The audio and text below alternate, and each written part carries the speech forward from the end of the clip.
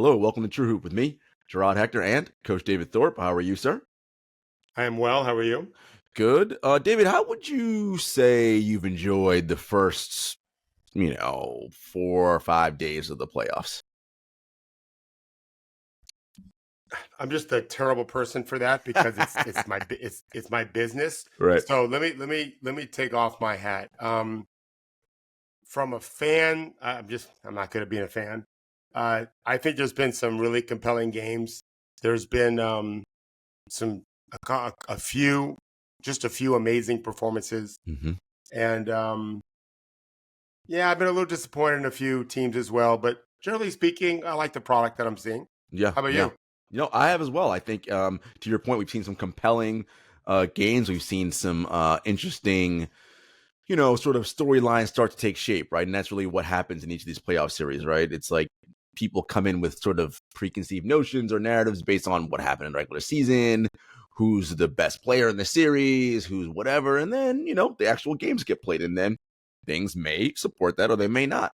But so far, I've really enjoyed it. And, one of the narratives, David, in a story that, kind of started, I guess, last year, but really has been like the identity of the Heat, right? And like hashtag Heat culture is this idea of, well, here's a team that no matter what the situation is, missing guys, whatever, it does an 8 seed play. None of it matters because Erik Spoelstra and the Heat will find a way to compete and win ball games. And sure enough, David, after getting blown out in game one, they did that last night to even their series against the Celtics.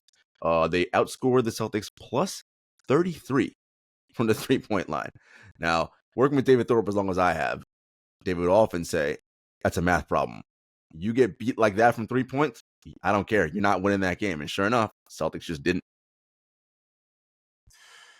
All right, so going back to what you said about the narratives, and I say this with all due respect. I'm friendly with a lot of people in the media, Mm-hmm. like really friendly. We text each other. I'm on their shows. Or on, they will call me for advice, whatever.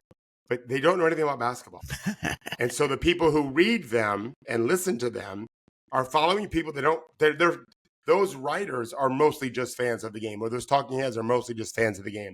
Unfortunately, our players that opine on the games tend to just do silly stuff and talk big picture narratives that don't exist in the real world. That's not to say there aren't some things. I always like to say, if you're living on Earth, you can't not deal with gravity unless you're in a really special machine, right? Gravity. Okay, so there are some of those things that exist, but the reality is these are incredibly complex games where there's hundreds, if not thousands, well, there's definitely thousands of variables that are occurring all the time. And so it's an enormous jigsaw puzzle, and people act as if they can just kind of see what the puzzle ends up looking like and make a decision on something when in almost every case, it's so much more than that. So that's not to say we can't pick and choose some things. They just don't tend to do it. And so as it relates to Miami, what's happening?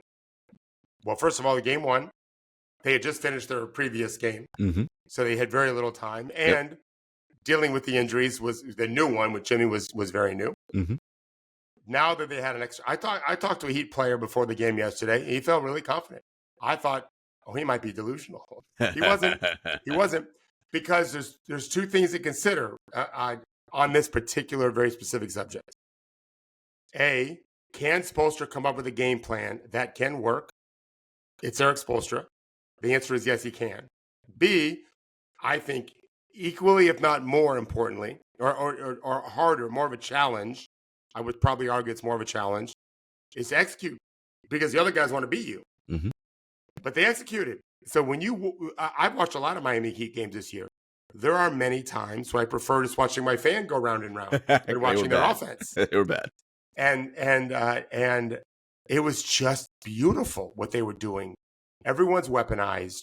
Bam and his high-arcing jumper, Mm-hmm. which isn't new. He's just got more and more confidence in it. They all understand. I don't know how many turnovers they had yesterday.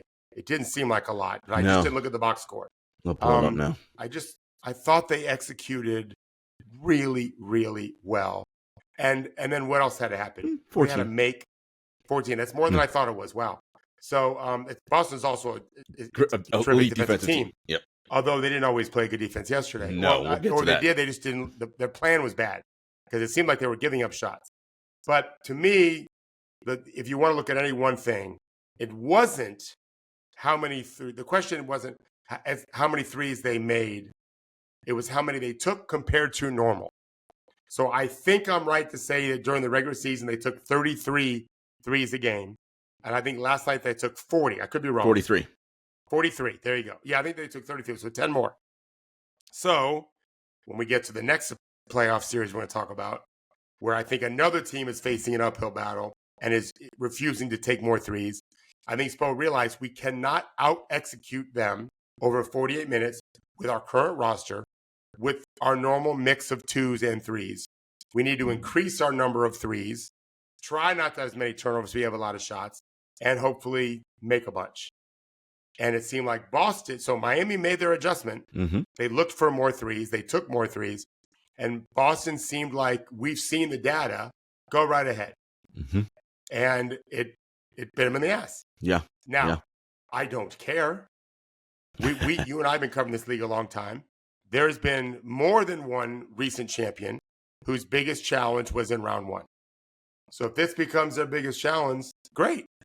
Like, they'll get better from it. They're better off beating Miami in 5 or 6 than 4. There's no doubt in my mind. The rest they'll get from the extra day or two, which they already have almost a 2-week rest anyway, right, is less beneficial to them than having to raise their intensity. Yep.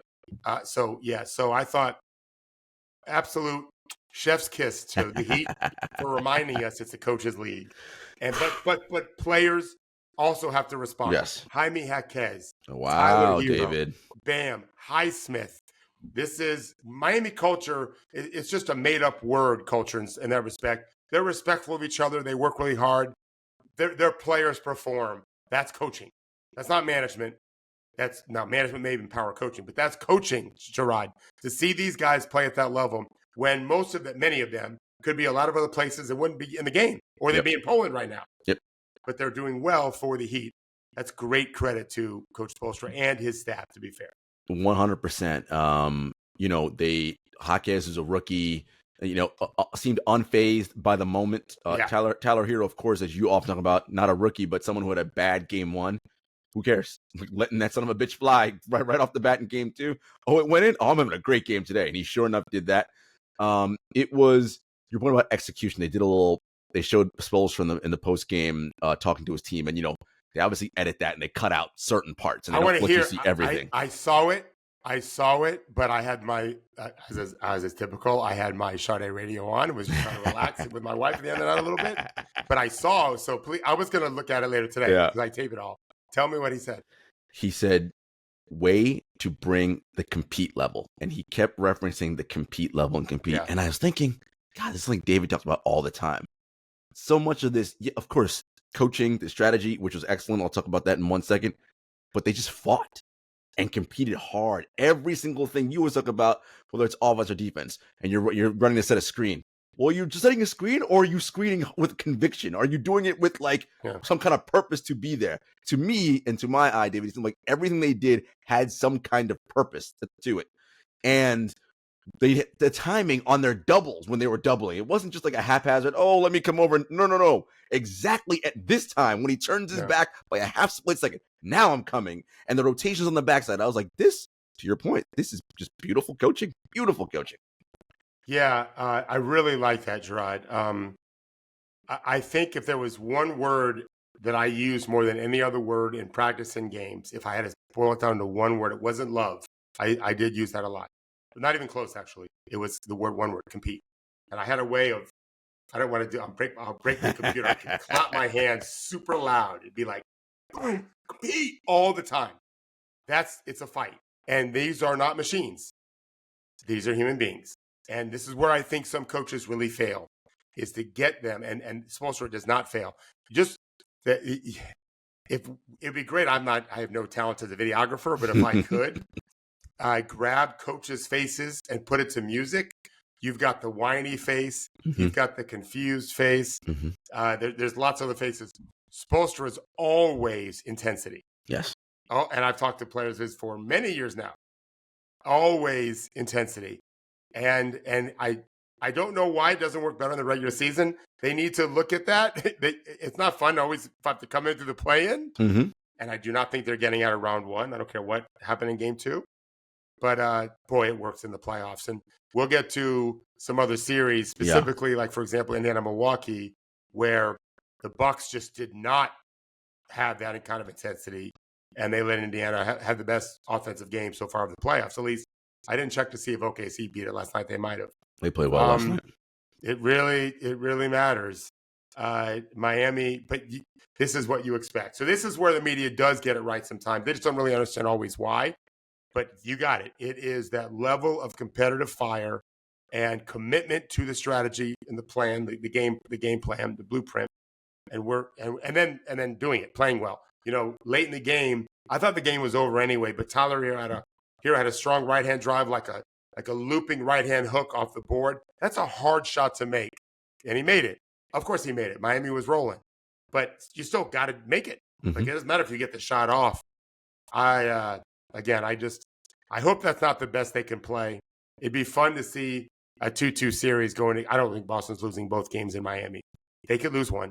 Yeah. They are human beings. For sure. And they're playing a juggernaut in terms of coaching. Mm-hmm. And Missoula's got his hands full.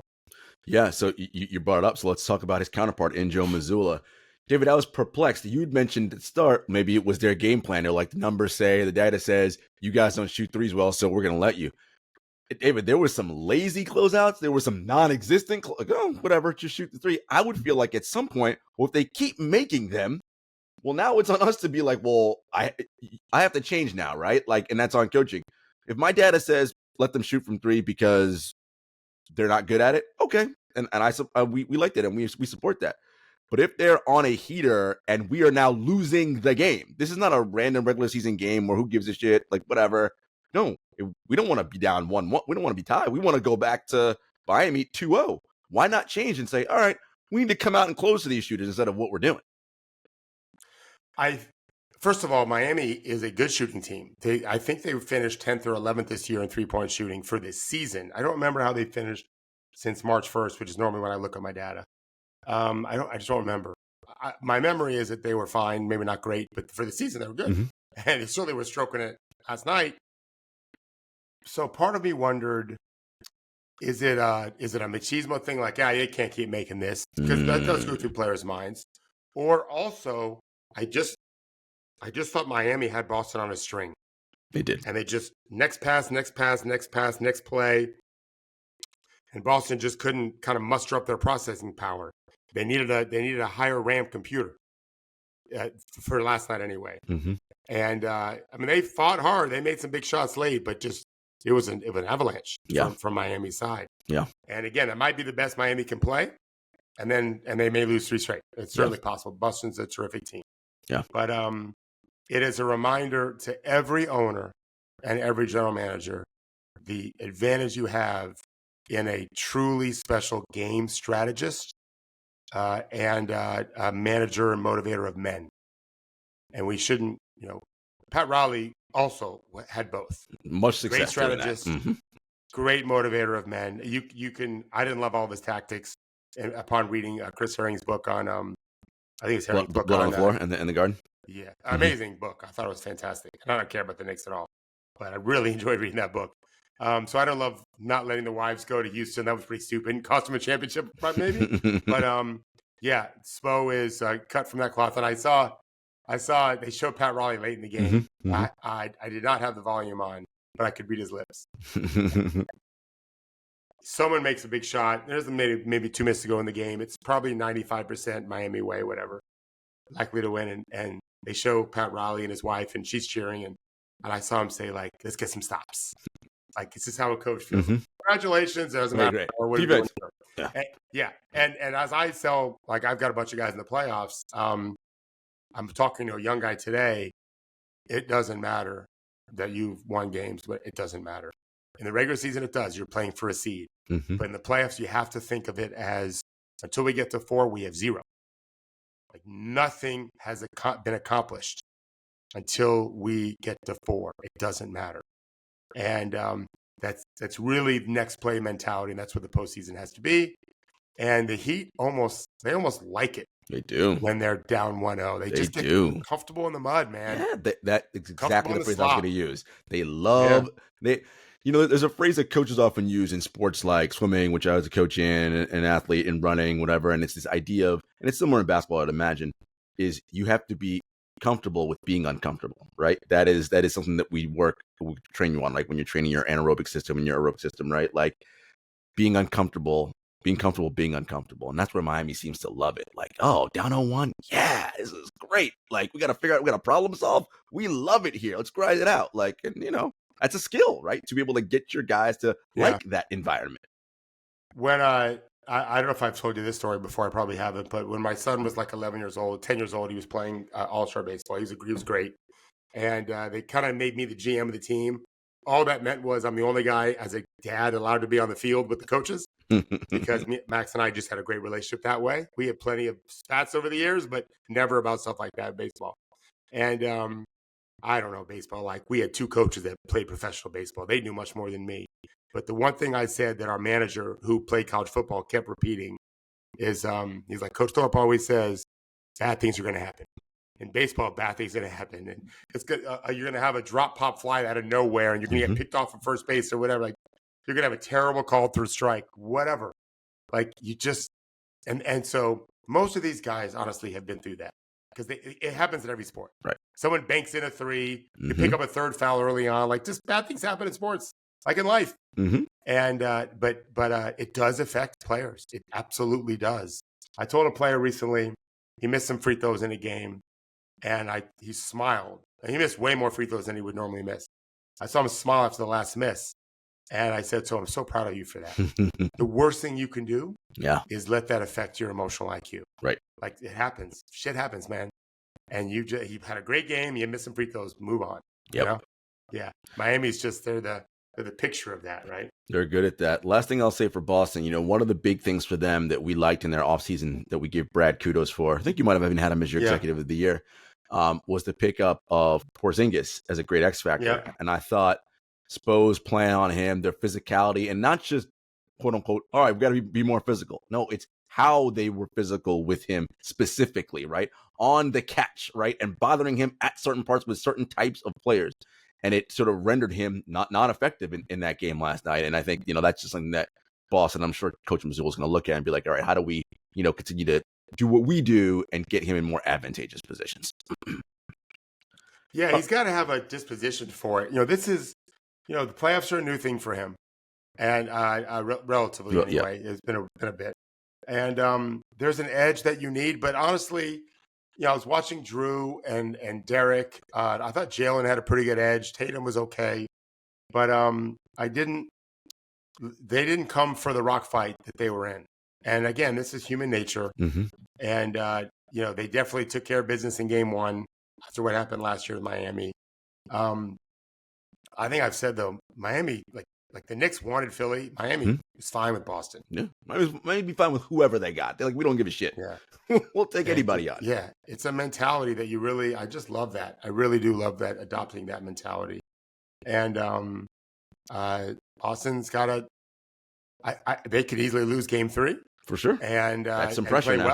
Well, and play well, and lose game 3. These things happen for sure. But I think we'll see a much better edge about them.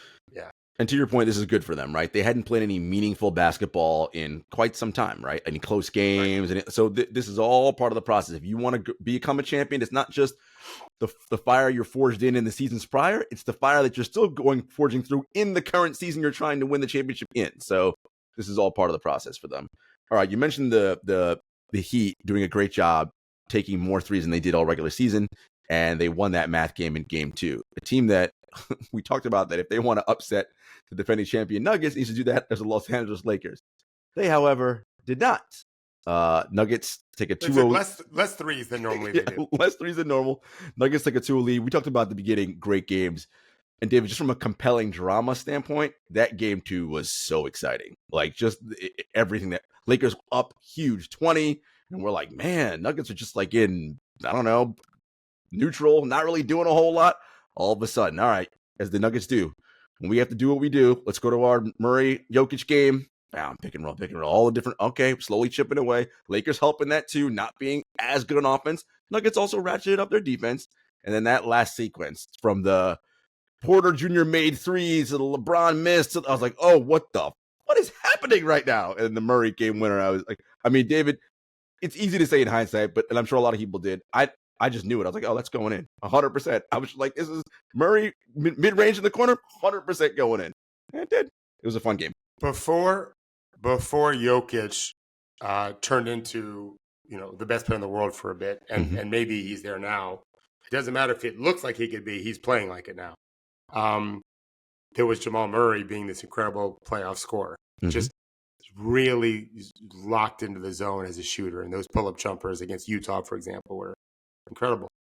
So, yeah, same thing. But my takeaway in the game, I have a few, but one of them was, boy, it's nice when you have the world's best player on your team. Sure is. Or just the best player on the court. When they have AD and LeBron, we still have the best player. And the way Shea's playing, like he's right there. Yeah. For the best player in the world. But it doesn't matter. On this court, it's just Lakers versus Nuggets. Jokic, I put this in an article yesterday. Jokic, he missed a shot against AD and just banged it against the rim, grabbed it, scored.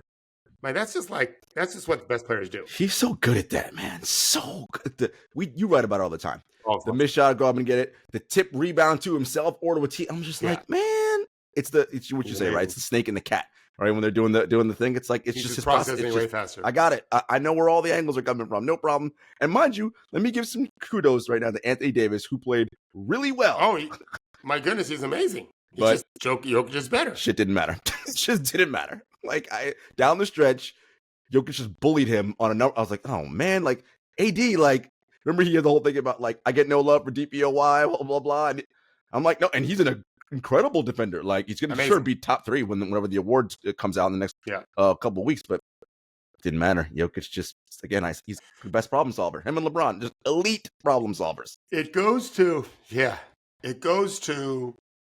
I think I said this on Monday's show. Cavs versus Spurs, my first year covering the NBA for ESPN, where I felt the Cavs had to change up what they were doing because they're just not going to execute that Spurs team down the stretch. Not with as young as LeBron was, whatever. And the games were really competitive, and they got swept.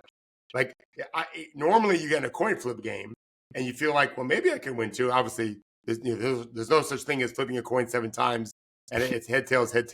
Right. Sometimes you get a streak of 4 or 5. Right. But this isn't quite that. Because in these coin flip games, one of those teams is just better at executing down the stretch than the other. And I think Denver has that advantage over the Lakers. Maybe I'm wrong, but I think they do. And so to me, you got to change the math a little bit and take about 8 to 12 more threes a game and hope that you shoot well. And Denver's trying to keep them from doing that, but I'm quite sure LA could do it if they wanted to. I know what LA's thinking. We got LeBron, we have AD. We're just going to be macho men and outpower you. And now they're down 0-2 again. Yeah. And then 9 straight, whatever it is, in a row. Yeah. And against the Denver. David, psyche-wise, talk about these are not machines, right? These are human beings. And players could always talk about all they want, move on to the next play, whatever it's doing. They did what they had to do. How demoralizing, though, is losing that 20-point lead and losing that kind of game in a series for this team?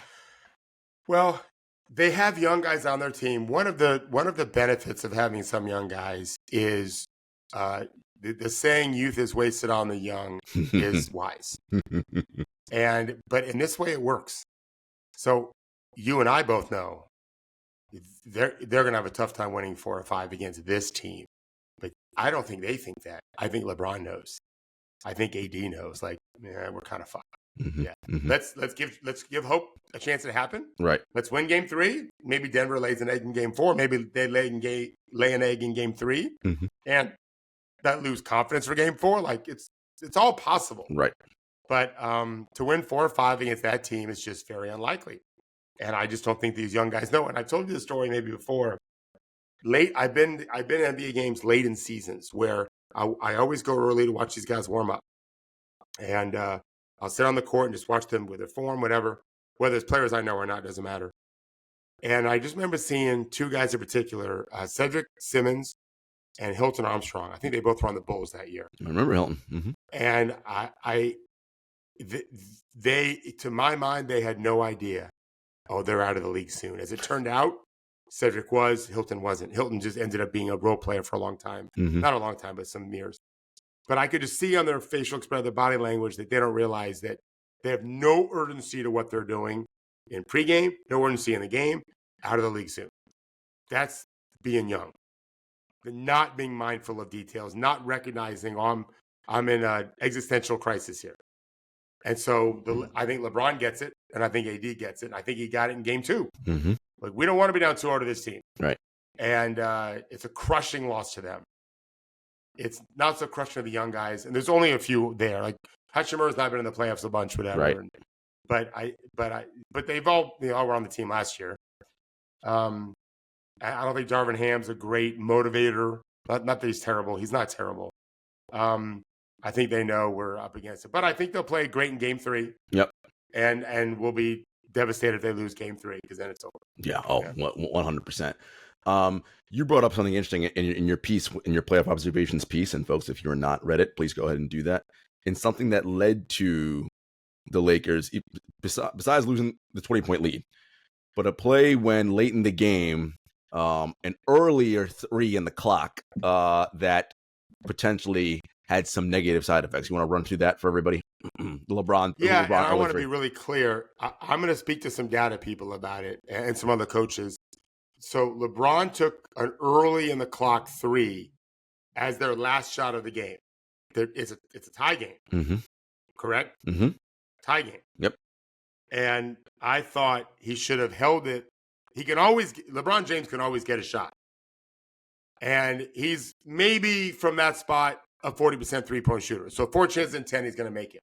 I think there's a better shot for him if he waits a little longer in the possession. There's very little chance of calling a foul on that. He was so open. And so it wasn't like there was someone underneath him. Mm-hmm. I thought he should have held on a little bit longer. Maybe take a shot with 2 or 3 on the clock. People are saying, well, just drive and hope for a foul. I don't think that's a good strategy. The goal is to try to get a good shot. Well, that was a good shot. But I think there's a better shot in a tie game. It's not like you're down 3 and need a 3. Right. And so I thought, man, it's not like he's playing the Wolves. Right. Where you may not get with McDaniel a great shot for him. You're playing the Nuggets. Like, there's no one that can really keep you from getting almost the same shot you got. Because the idea is to try to reduce the chances Denver gets the shot they want. Mm-hmm. And now I think they had a timeout left. Maybe they call a timeout. Maybe they don't. If they get a rebound with 5 seconds left, I still think they could have forced a tougher shot by holding it longer. I made a comment, like, it wasn't the worst mistake in the world. No. Because I do think getting an open shot is valuable. I do. But against that particular team, you're not playing the Pistons. That team with that guard and that center, I just think going in, you feel like I got to lessen their chance of getting it back at us. And so, LeBron doesn't make many mental mistakes. And by no means do I think this is a debatable mistake. I don't think it's a short thing. I'd want to talk to some data people about it. Yeah. But I found it interesting. And I think, I agree with you, because I think, to your point, had they found a better shot, and even if they missed, it's likely Denver calls a timeout there. But because of when they took it, Denver does not call the timeout. And that's what Henry talks about all the time. In that scenario, not calling timeout is huge because, one, defense is not set, right? You don't get to say, okay, they're probably going to run this play. None of that. It was the random chaos at the end of the game. But for Denver, not random chaos, right? Because they knew exactly what they were going to run at the end in that situation. Coaches run end of game scenarios literally a billion times a day, right? So these players know, we know what we're going to run. And it was just, great execution, great shot. Wow, outstanding. One thing I want to bring up, David, Michael Porter Jr.'s had a good series so far through 2 games. And I'm saying that because, not just because I love MPJ, as everybody knows, it's been a tough time for him. His brother banned from the league for life for the gambling situation. And his other brother, I keep forgetting it was his brother, going to jail for the vehicular, was it manslaughter or homicide? There's some accident where somebody got either killed or hurt very badly, whereas his other brother was the driver. So, it's that family's pretty close, all the siblings, and I know that's weighing heavily on his mind. I know the team and he said they really wrapped their arms around me and, were able to, just get me to have some refuge inside playing basketball. Without going into a long political discourse about racism in America and how families, not just black families, but poor families, of which largely feed our NBA population, the challenges they have in daily existence, it's just a common thing, unfortunately, where, listen, families are in peril all the time. These are particularly terrible things, right? And I have no idea if they're close or not, but I mean, siblings normally, not always, but normally close. I certainly am with mine.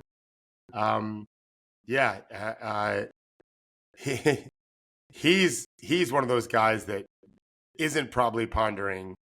Like if they were down 0-2, I'm not sure he realizes it's he doesn't look like the deepest thinker. Not to say he's stupid, I have no idea, but he's kind of like an airhead in the best way. And you know what, man, that's exactly what you want your shooters to be. You really do.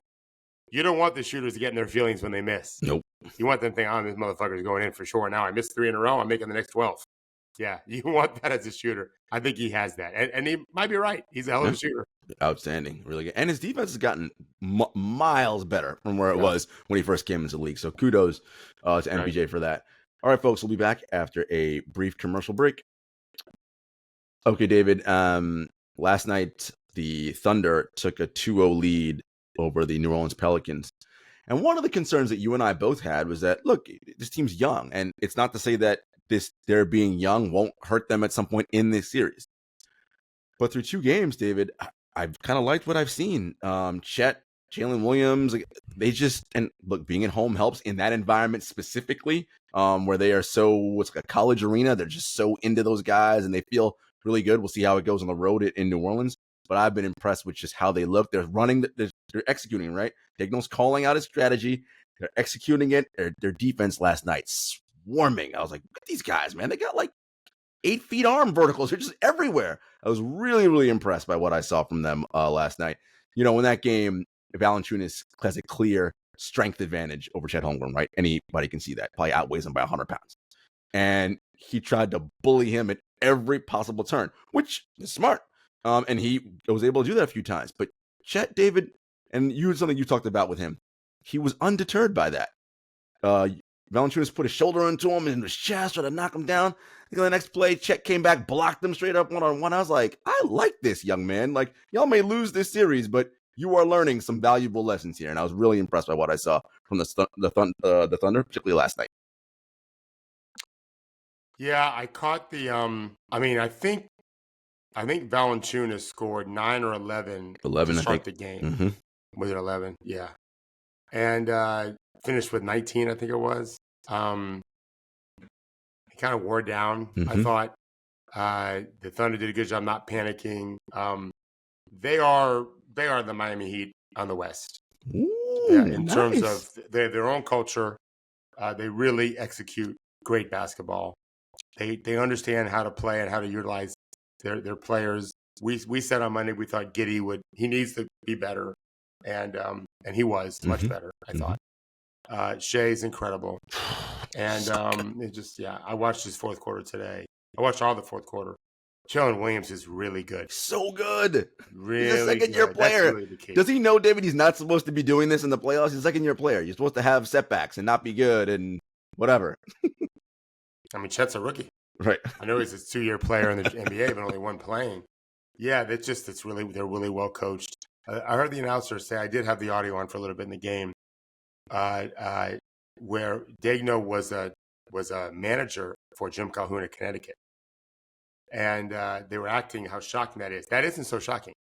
That's one of the ways you get to be a coach, is you go through as a manager and kind of trickle up. He's excellent. They just really play great basketball. They're very athletic. They play fast. They do. And I thought the Pelicans made a lot of really bad decisions defensively, in part because of how OKC plays and the weapons they have and the way they move the ball.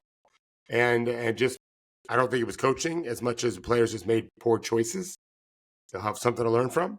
I don't know what would happen if Zion was playing. I really wish he was, because I do think the Pelicans could be tough against them. For sure. And then this first road game will be an interesting test. Yes. Yeah. New Orleans, I don't normally think it matters if you have a good start. It will be helpful in this game to get those fans really into it, see how OKC handles that. I think you're exactly right. All well and good at home when you're in the friendly confines in your own bed and all the faces in the crowd, the season ticket holders. Let's see how it happens on the road. You're down 8 early in the game or 10, and they're Right. woofing and hollering and making a whole lot of noise. Look, they may be fine. Who knows? But it'll be good to see them respond to it.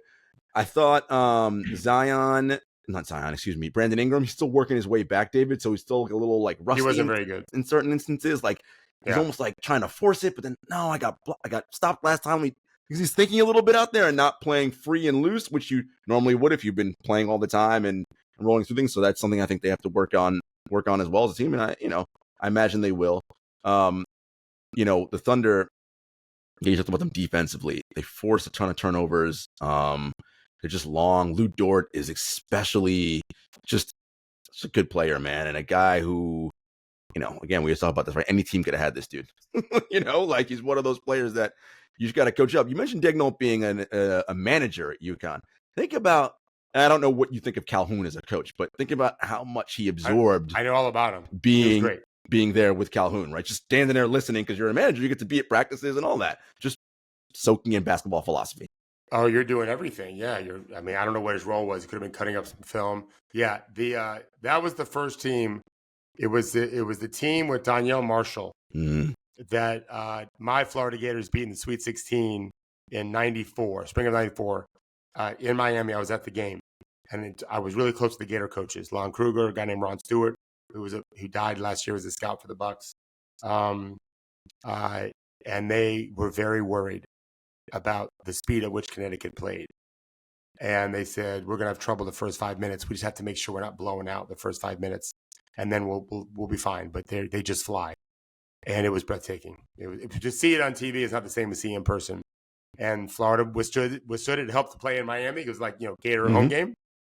And we pulled it out in the end in overtime. Donyell Marshall missed 2 free throws to win the game. That was great. They were up, I think, 2, make 2 free throws, you're up 4. And he missed both. That was great. But very impressive program then. Daigneault learned a ton. I'm sure he's coached for a lot of people since as an assistant. He just has a real good command of his team. He does. And they just play the right way. They play fast and only had 8 turnovers. It's a very good sign. Yep. They're better than New Orleans. With Zion, I think it's a much more even matchup. Right. The Pelicans don't really have an identity without Zion. You can't play through Valanciunas long. Right. They did it for 4 minutes in the quarter, and that was it, really, for the game. Moments here and there. And Brandon just isn't back yet. He's just struggling. And they've got some, Jalen Williams is long and athletic. Shea is long and athletic. Obviously, uber athletic. Not a good matchup for New Orleans way OKC when they're playing like that. Yeah. Because they can't match up with them. They can't score like that. Definitely not. And Shea was his mastery and control when he's got the ball in his hands. I'm just like, amazing. God, just gets to his spot. Amazing. I'm like, again, we always talk about players playing at their pace. Jokic, like he's another one. I'm like, no, you're not speeding him up. He's going exactly at the speed he's going at. The best guys play at they get what they want. They want to go fast, they go fast. They want to go slow, they go slow. Yeah. Nothing matters. It was phenomenal. So kudos to OKC up 2-0. Another team up 2-0, much to my chagrin, Cleveland Cavaliers. Those suckers who tanked their last game of the season to get the Magic, clearly for good reason, because the Magic are so bad on offense. However, David, God, the Magic are playing defense good enough to get to the conference finals. That is conference finals level defense. Can't score. They just can't score. My God, they can't score. They are terrible on offense. Fucking terrible. Terrible. No, they don't have a point guard. Jalen Suggs isn't a point guard. Paolo's not a point guard. So I wrote it yesterday. I don't remember if it made it in or not, because sometimes stuff get edited. Do you remember how many turnovers he has in 2 games? 15, I want to say. 15. Yeah. 8 assists, I think, maybe 6. Back, folks, for those of you who aren't good at math, that's not good assist to turnover ratio. Real bad. No, you just can't. Yeah. James Harden has 16 assists and 2 turnovers in 2 games. That is excellent assist to turnover ratio. Yeah, that's quality management. It's just they've got to get a point guard because, Jonathan Isaac is great defensively, and they scramble everywhere. Jamal's, I think, an excellent coach. He's so good. They just need someone. They need management to get them a legit point guard. So I love that you mentioned this. I was going to save this for when we get to Phoenix, but we'll talk about it now. Positional instinct is something I want to talk to you about. And I was thinking about this. I was doing a cross-sport analogy, thinking about football, world football. Injuries happen, things happen, and you got to shift guys around and put them in different positions because that's just the nature of sports. And let's say in world football, you've got a super talented player who is primarily a midfielder, right? Someone who can advance the ball, press, whatever. But because he's so athletic and so good, you say, you know what? I'm going to play you at left back, right? Which is a defensive position. And you can get away with it in certain matchups because his athleticism and all that works out. But his instincts for the position are not there. So when he's playing against premier attacking people, that player finds himself in trouble because his brain is not oriented to playing that. He's a midfielder. Same thing here, right? You got Paolo, who maybe he will be one day someone who can be a lead, but he's not LeBron James, right? That's not, his brain doesn't operate at that level. So how important is it to have people with, we say positionless basketball, but you need someone who understands what is a good shot? How do I get my teammates into good shots and good offense? How do I organize and manage a game? That's a very specific skill set that, you got to have that in order to be successful. It's that, but it's also, a point guard that can get by people, whether it's on the dribble and ISO or off pick and roll, creates advantages because he's drawing two to the ball as a helper, and now you're playing 4-on-3. And you got dump offs for dunks, you got lob for dunks, you got kick out for threes. No one's doing that for Paolo. Suggs I like Jonathan Suggs just fine. And he got hurt in the game. He's just not there yet. And so that'll help, but I still don't think he'll be the organizing principal at point guard. I think they need to get one more guy to play with. Suggs, Franz, Paolo, and then you can pick your choice. Wendell Carter Jr., Isaac. I like those guys. And I like Jamal. Yeah. I just think they're a player short, and they got to develop their bench. Yeah, no, it's for sure. It's just that is. So yeah, folks, we talk about positionless all the time, but that organizer, someone who has that mindset and has those instincts, or as David said, can get by their man and then draw, so valuable. And you're not going to win if you don't have that kind of person. David, what do you see from the Cavaliers, particularly with what they're doing with their two big men, with Allen and Mobley, that you think is potentially repeatable in the next round, no matter who they play? It's something they can take advantage of. I've not really done a hard look into it, but when I've watched, I wrote this going to the series, the way they played the Pacers, no pushover, the second or last game of the season, they really bullied Indiana in the paint. And I thought that's what they need to do, and they're doing that. I think Jarod's playing really well. Mobley's playing well. That works. Their matchup would be Boston, Miami winner. So if we assume Boston, they're because they're 4-5. Yeah, they're 4-5. So yeah, so that's gonna be tough, but it's possible. Like you gotta outplay people in the paint if you're Cleveland. You can't just depend on Donovan being a superhero, which he's not been. And Paolo's not a superhero yet. He just isn't. He's trying to be. 15 turnovers tells you like you're not there yet. He doesn't have the skill set yet, or the mind even. But yeah, I'm encouraged to see Cleveland just get through the series. It's gonna be. I think they play tonight. It's not gonna be easy for them at all. They could easily be 2-1 and they could lose the series. They've got to continue to build those big guys and let them build a fort defensively and build a wall around the rim against those Magic guys who are slashing. The Magic live on the free throw line, so they got to avoid that more. And then just find ways to score more and kind of assert themselves. And then hope Darius and Donovan keep doing their thing. Yeah. And maybe Niang and Strus shoot well too. Yeah. And LeBert. Yeah, I mean they've certainly got a lot of guys who can certainly more guys who can score than Orlando. That's for damn sure. The Knicks are up 2-0 in their series, David, after a wild game. That was so crazy. I was like, wait, what just happened here? I think I had to rewatch it. I was like, I'm very confused. What happened? It was insane. The Knicks are up 2-0. An improbable game. They got like those last two offensive rebounds to get the shot to DiVincenzo to hit the three. I was like, what?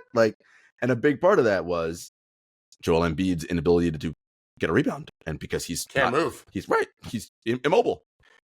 And he had a race one time back on defense, and he didn't get back in time. They scored. It wasn't his fault, but he pulled up lame. He ended up walking. I'm like, how does this guy what's going on? Like he's Wolverine. He keeps regenerating something, but it's not full version because he's gimpy as hell. Yes. Gimpy as hell. And the Knicks just have that, they have that spirit, man. They're just, talk about, the way the Heat have that toughness in New York. That would be an unbelievable battle. New York versus Miami. Little 75, 74. like the old school, to play in the like the 90s. That's a boulder fight, not a rock fight. That's a boulder fight. Yeah, John Starks might get some playing time. Pat Ewing come back. Yeah, that was the Knicks. Just really, I mean, what do they call them? The Nova Knicks? Yeah, the Nova Knicks. They just fight, David. Look, much like Miami, it could have easily been like, it could have given up in that game. And I want to actually talk about this point. So after the game, Joel's crying about foul calls. LeBron did the same thing after the Lakers lost to the Nuggets. And here's my thing about that and referees and the refs did come out and say, "Oh, we missed a foul call on Maxey." But David, they said two. They said they missed two. The Sixers were up. I don't love that. And had chances to blow the game open and didn't. When you allow the game to remain close, that's on you. So now, if refs get involved, what do you want? If you have a chance to put it away, Lakers were up 20. Make refs irrelevant. We're up 25. It doesn't matter what refs do, but they didn't. So I'm not all this crying about the refs cost us this game kind of thing. No, neither am I. And I don't love the 2-minute thing because the other 46 minutes don't matter. Correct. It's just silly. The Stars get more calls than not, is my opinion anyway. And you just got to be stronger with the ball in those situations. And bad things happen. Mm-hmm. And the Knicks had to take advantage. They did. And Philly had their chance to extend the lead. They didn't. This is how it goes. So losers tend to come up with excuses more than winners do. I don't think they're permanent losers, right. No, but they're losing. Yes. And they're not handling it the right way, it seems to me. Yes. And look, we can't escape the elephant in the room, which you just mentioned. Joel Embiid is not fully healthy, and this is a problem. Should not be playing. I agree. Now they'd have been better off sitting him for both games and being down 0-2 anyway. Going to Philly. Yeah, I mean, I realize hindsight's 20/20. Nevertheless, we could have seen this, and I don't know if they go 0-2. Yeah. They'd beaten plenty of good teams without Embiid before. I would have liked to see that, and then let him be at full strength in Game 3. So they have 2 days off. They play tonight. We'll see if that extra day has helped them at all. I don't know if you saw him post game. Really kind of just head down, we shouldn't be down 0-2. We're going to tie this thing up at home, all the things. But you can also tell he's in pain, physically, right? It's not just emotional pain of losing. Yeah. This is a man who physically can't move and run. And to your point, they kind of figured some things out when he was out and kind of developed an identity. And so now when they're working him back in, it's tough because you're well, this is our MVP, so we have to go through him and Maxey, right? And it's maybe you shouldn't. So I think this is Nurse, right? Coaching. You say this is a coach's league. This is where he has to figure out what is the best way for us to optimize you. So it may not be 40-something minutes or whatever the hell it is. I don't know. But that's where Nurse has got to come in and do something different, I think. I'm with you. Yeah, you can't just keep taking a beating. They'll be better. I think they come up with a plan for when Embiid can't go. Mm-hmm. You better get prepared for it. Because you think it's coming. These games are coming fast and furious. Yeah. I think you're right. So home teams had really been dominating and winning most of these games. We finally had a couple road teams win. I was talking about Miami to start. The Pacers, excellent win. Not just a win, they took it to the Bucks. Really, really played well. I mean, first of all, Pascal Siakam, if we were doing a top 5 players, which we're not, we're doing top 5 teams later. Pascal Siakam would surely be in your top 5 players. He has an argument with Shea and Jokic right now to be in that one spot through 2 games. You can make that argument. He's been that good. I haven't looked after what happened last night, but I believe he was number 1 in scoring and rebounding. So yeah, pretty good. Someone just sent me a text. There's some stat where since the 1960s, he's the first guy to score over 35 points, over 10 rebounds and 5+ in assists. The first 2 games of the playoff series, whatever. Yeah. And the other 2 guys were Will Chamberlain and Elgin Baylor. Well, yes, pretty good list. Fucking astonishing stat. But I just got a new stat. I think I've seen it before. I just didn't think about it. So here's the players since the merger who have 35+ points. He had 37. 10+ rebounds. I think he had 11. 5+ assists. He had 6. And 65% field goals or better with no turnovers. All right. Guess. Let's just see if you can guess who else may have done that. Oh my God. 35, 10, 5, 65% from the field, which makes you think big guy. Yeah, it's got to be a big guy 0 for sure. Turnovers. Yeah. Jokic? That would have been my guess. Kareem? Yeah. Never been done before. What? Since the merger. It's crazy. Insane. Now, I watched tape on that game today. Mm-hmm. Milwaukee needs to reorient their defense to Siakam and not Halliburton. Mm-hmm. And then if Halliburton can cook like he did in December, then Milwaukee's going to lose the series. but I don't know if he can. He hasn't done it consistently since January's injury. Mm-hmm. So, yeah. Siakam was amazing. Miles Turner was really good. Very good. very good. TJ finally showed up in the second half. He was my sixth man of the year, and just been terrible until second half. He was very good when they blew him out. Like in a 3-minute stretch, game was over. Yep. Maybe it was 5 minutes.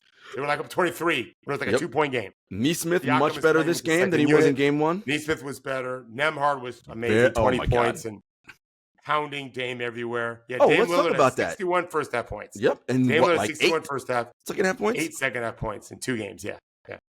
That's where he's wearing down. That's the idea India's playing with. And Draymond Green has talked about this. Have you heard Draymond talk about this? What did he say? I heard someone else talk about it. He said the Pacers are built for a regular season with the way they play. And I think in theory, I understand his point because the game does slow down some. Meanwhile, they had an astonishing points per possession transition in game 2. And Milwaukee had been a top 10 team since Doc took over in transition defense. But even if he's correct in the pace part of it, he's not correct in the fact that that's why they have Siakam now. He's old school. He's a paint scorer that's also shooting the three very well and has been since he's over 40% since he got to Indiana. And he's 40-something, 45, 46, 47 from the corners, where he hit, I think he was 2 for 2 the other night from the corners. So that's one reason why I think they targeted him is he can play in our transition game. He's the best running big in the league, in my opinion. But he also is this hard-to-guard, figure-out guy. I mean, his 36-point game in game 1 was his career playoff high. It's amazing. Before that, it was 32 in game 1 of the NBA Finals against Draymond. So this guy's been around doing this stuff. And the fact that he went 36 and 37. I was telling someone, that's like the chance of playing 50-plus playoff games and then doing 36, 37 in back-to-back games, both career highs, one higher than the other second game. That's like the odds of that, someone can listen to this and tell me I'm wrong.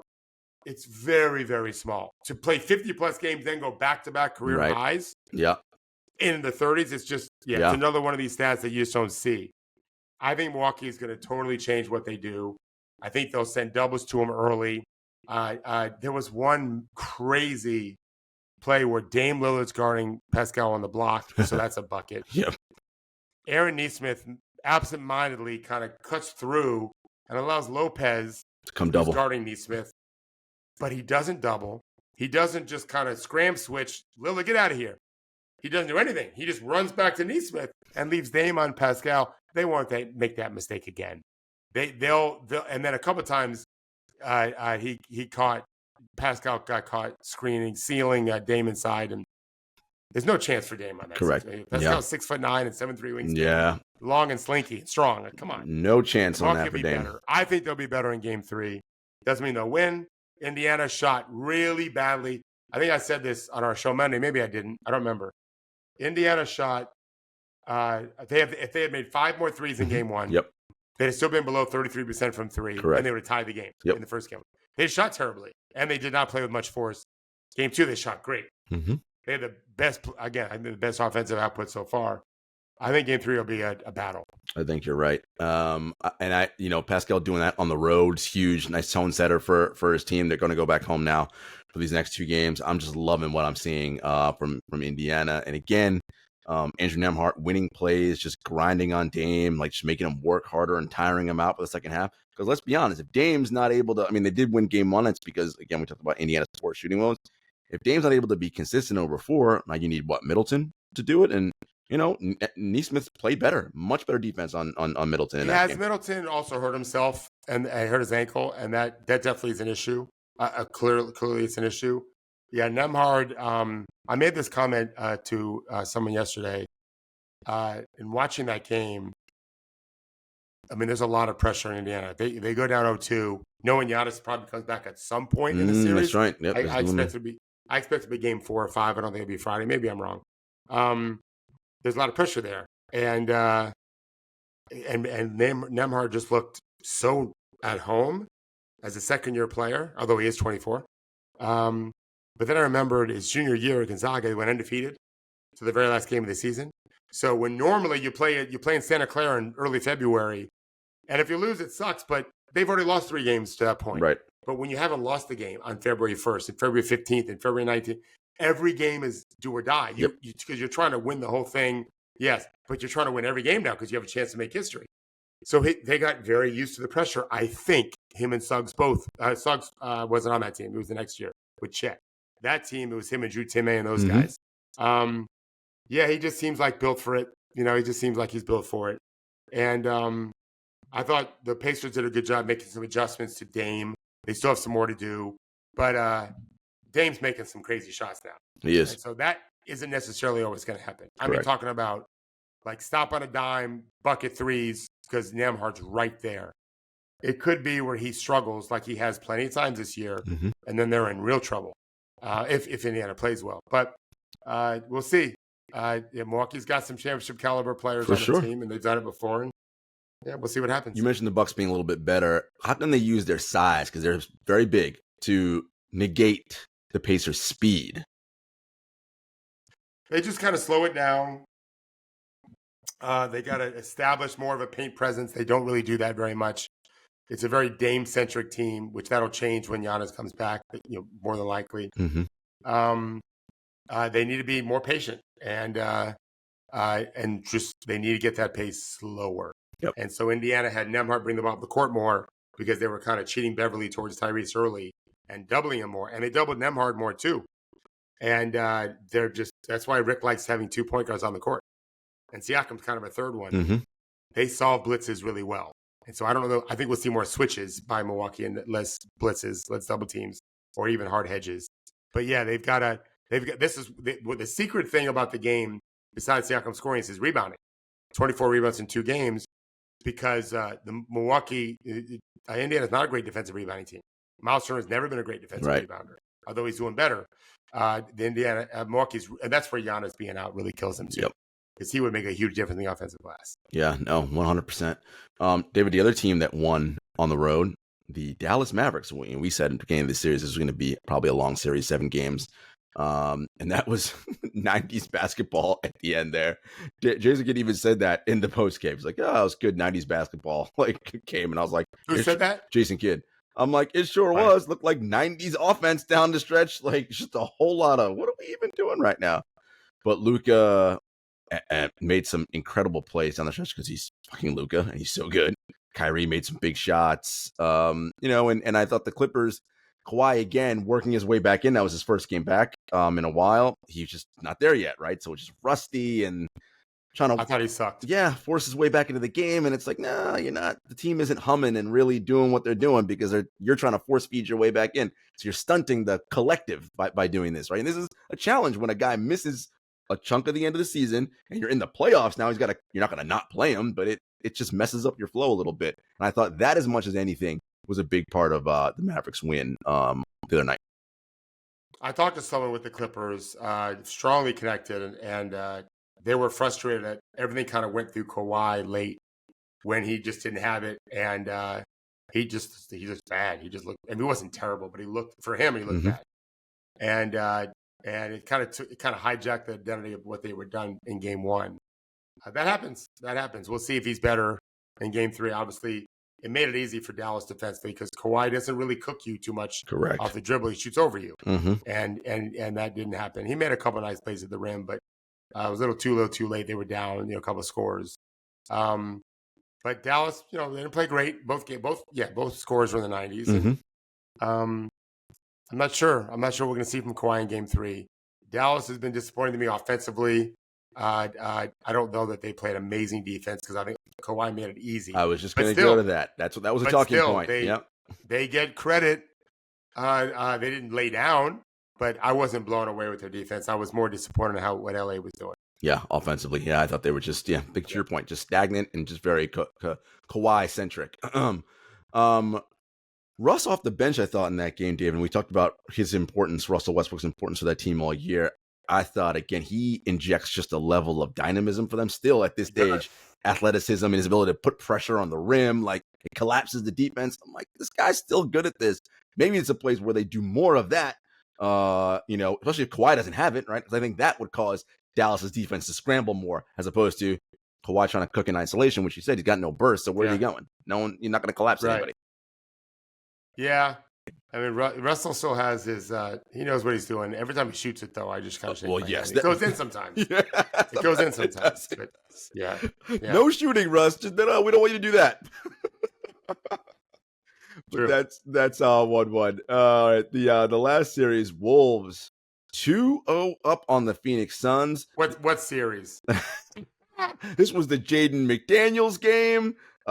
He was doing his thing. I don't think I've seen Rudy Gobert miss a free throw yet in this postseason.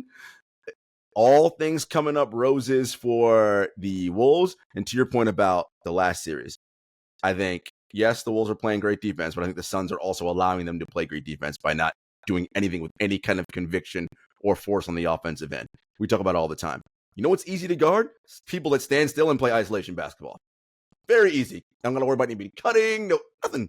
We're just going to do our, and with those long athletic dudes, good luck trying to go get around them one-on-one. With Rudy behind him. And Cat being 7 feet tall. Well, here we go now, is what we talked about on Monday. Everyone's like, Rudy sucks, Rudy sucks.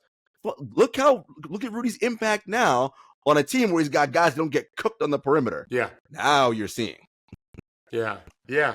Minnesota's been super impressive. We're going to rank our teams here in a minute. Oh, we sure are. So I'm going to save it for that. And, by the way, 2-0, and they had a one dud Anthony Edwards games. I might say dud, I just mean dud in terms of total scoring, but he was very good defensively and distributing the ball. So if you're Phoenix, you got to be looking at yourselves like, what are we doing? We have a game where Ant scores like, 8-9 points and we get blown out. Yeah. Not good for us. So Phoenix better figure out some things home cooking, because I'll tell you what, they get down 10, and I'm looking at this team, David, they get down 10 early in this game.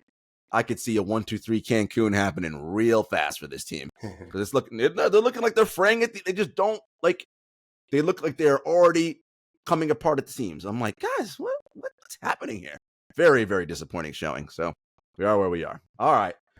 Top 5 playoff edition. You guys know we do our top 5 best teams in the league from 5 to 1.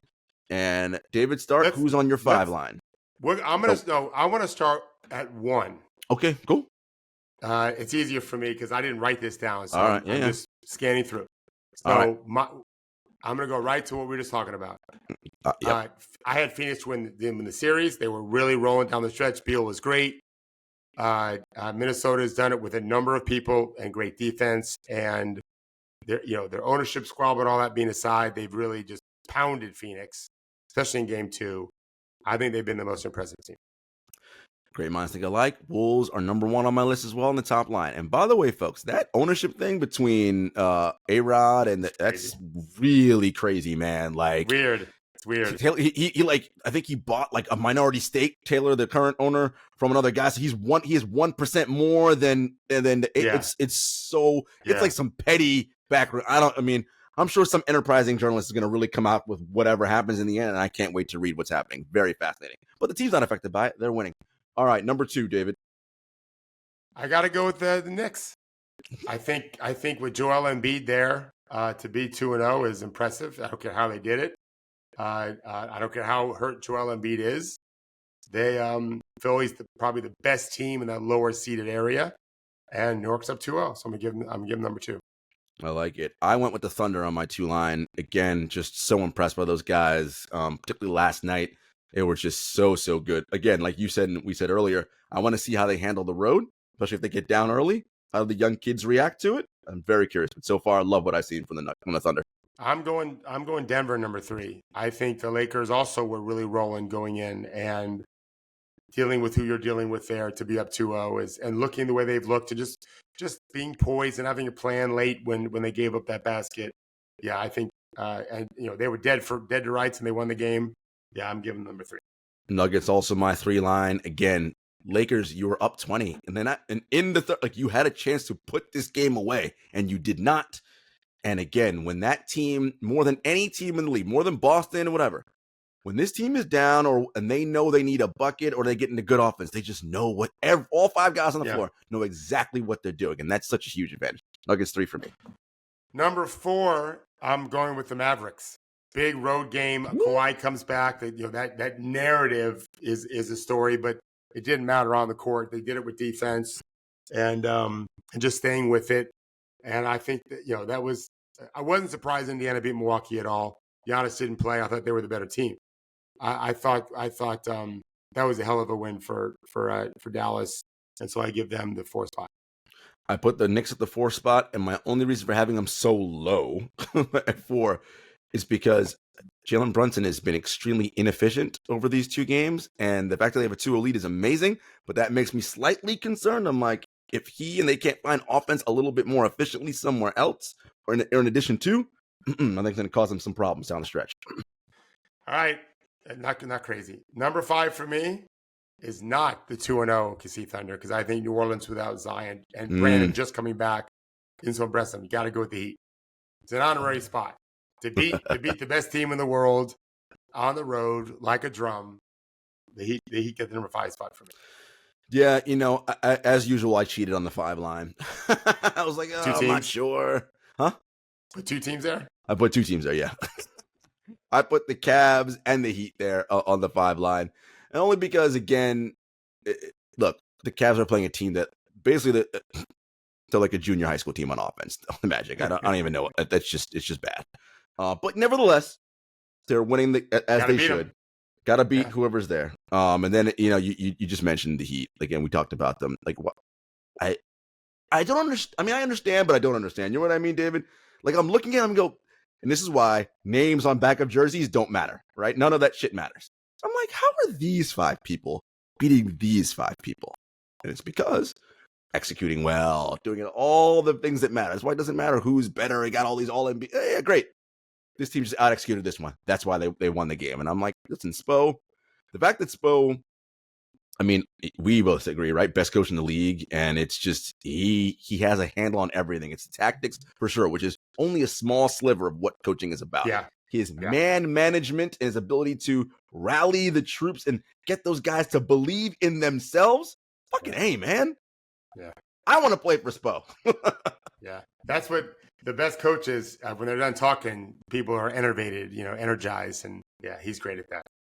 Yeah, excellent job. Let's get a steal and win a 1 or 2 in Miami, and let's get back to Boston 2-2. Oh man, that'd be fun. 2-2 back to Boston will be interesting. And it'd be good for Boston to win a championship, I think, to be pressed. I really do. I think you're right. Give them some pressure, make them feel it because they need to. Yeah. No, I think you're right. All right, folks, enjoy the weekend, enjoy the games tonight. By Monday's show, we may have some series that are like right that are over. Looking at you, Phoenix. Orlando, sorry guys, it's just not happening. It's not happening for you. And Lakers probably too. All right, guys, enjoy. Take care.